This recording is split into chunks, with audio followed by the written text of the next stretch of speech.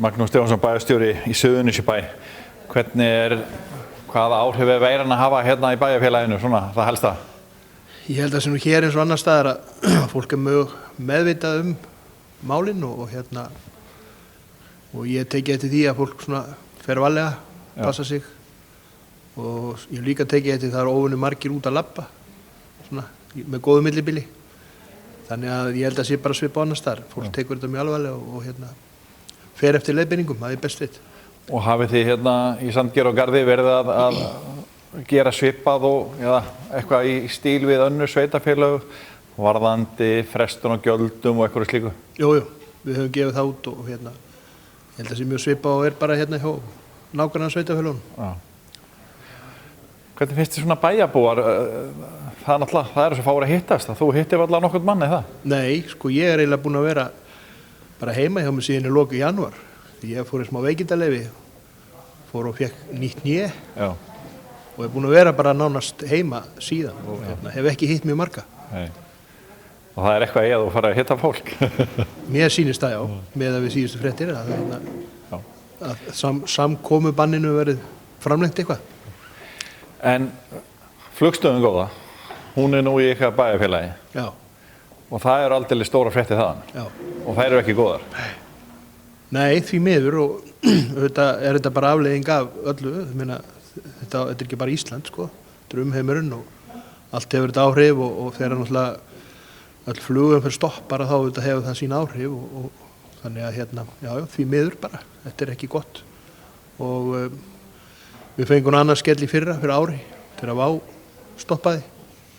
Þannig að þetta er erfitt og verður erfitt, ekki bara hér hjá okkur, heldur bara víðast hvar. Er það eitthvað að sjá svona einhverja afleiðingar af þessu? Þetta er veruleg tögn náttúrulega sem með Flugstöðuna.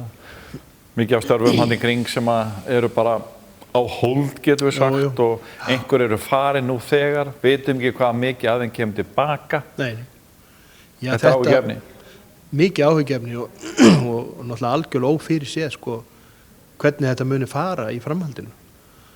Og þannig að það er bara eitthvað sem að menn þurfa að reyna átt að sá þegar þessi fellibylur er gengin yfir. Já. En þetta mun örugglega hafa áhrif á sveitarfélögin til dæmis. Við sjáum alveg fram á minnkandi tekjur, útsvarstekjur. Nú það er töluverður kostnaður sem fellur á sveitarfélögin af ýmsum aðgerðum í kringum þetta allt saman. Nú afslættir af þjónustugjöldum. Þannig að þetta vera miklar áskoranir næstu mánuði að takast á við þetta. Á sama tíma og þið eru það er að tapast fullt af tekjum hjá ykkur, þá er verið að ætla til að hið opinbera sem að þessi sveitarfélagi eru bregðist líka við kannski með því að bæta í. Það er oft talað um það. Hafið þið rætt það og tekið eitthvað ákvörðun með það? Nei, raunin ekki. Við erum með framkvæmdaáætlun sem var samþykkt í fjárhagsáætlun. Hún er nokkuð góð þegar digur svona. Þetta er ekkit einfalt á sama tíma og verið að kalla eftir flýtiframkvæmdum eða meiri framkvæmdi hjá sveitarfélögunum, að þá er þetta tekjufall, aukinn kostnaður. Þannig að ég veit ekki í dag hvernig þetta dæmi mun gangu upp, einfaldlega.